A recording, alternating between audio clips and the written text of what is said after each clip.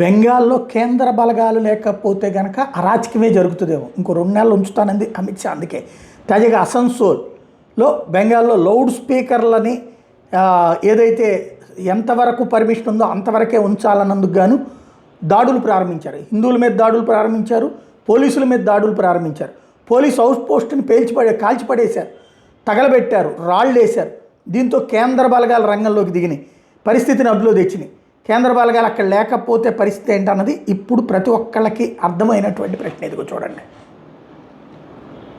బెంగాల్లో ఇదిగో పోలీసుల మీద రాళ్ళు రుబ్బడాలు, ఈ అరాచకాలు చేసే వాళ్ళని చివరికి మళ్ళీ కేంద్ర బలగాలు పట్టుకోవాల్సి వస్తుంది. 3 నెలలు కాదు 6 నెలల దాకా ఉండాల్సి వస్తుంది అనుకుంటా.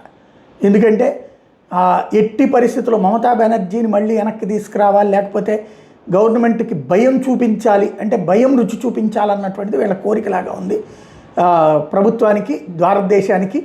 దానికి వాడుకుంటున్నారు బెంగాల్ని. ఈ నేపథ్యంలో సీరియస్ ఇంపాక్ట్ అయితే అవసరం ఉంది.